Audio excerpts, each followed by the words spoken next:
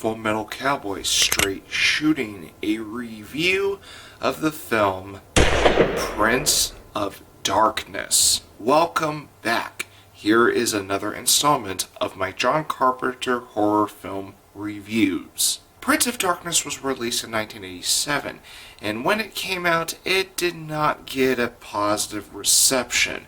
But over time, it has gotten a cult following. When I was talking to a YouTube friend of mine, McKenzie Critiques, about John Carpenter's horror films, when I mentioned Prince of Darkness, his response is that Prince of Darkness is a great John Carpenter horror film.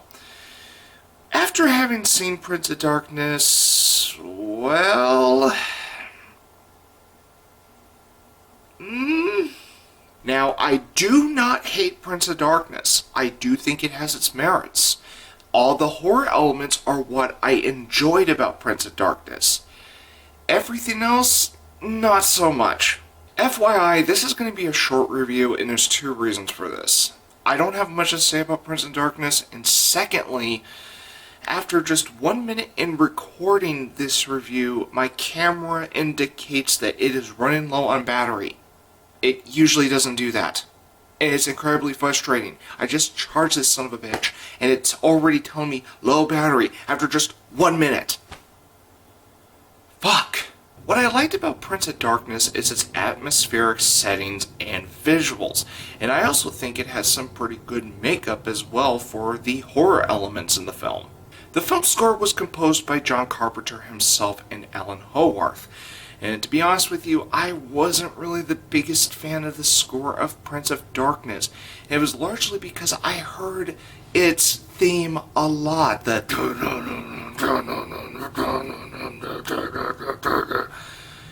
Maybe a little less of that and a little more variety would have been nice.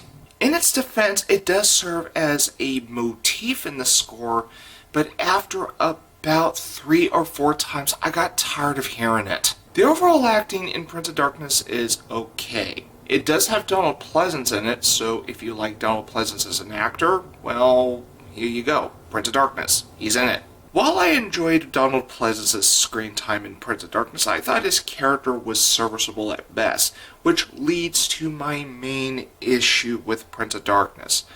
I found the characters very forgettable.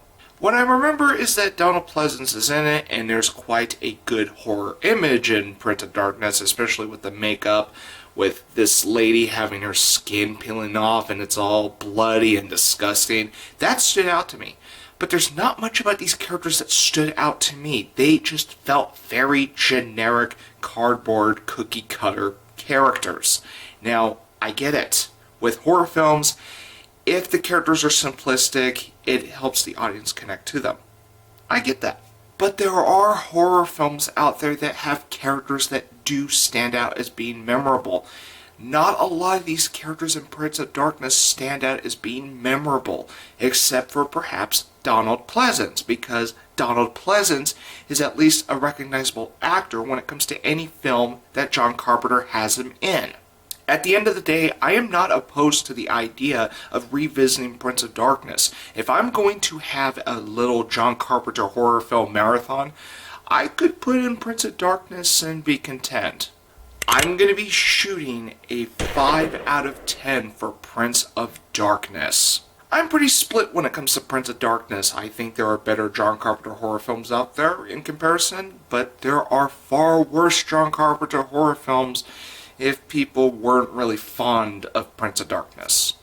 But anyway, I'll be reloading for my next review, so until then, I'll see you later.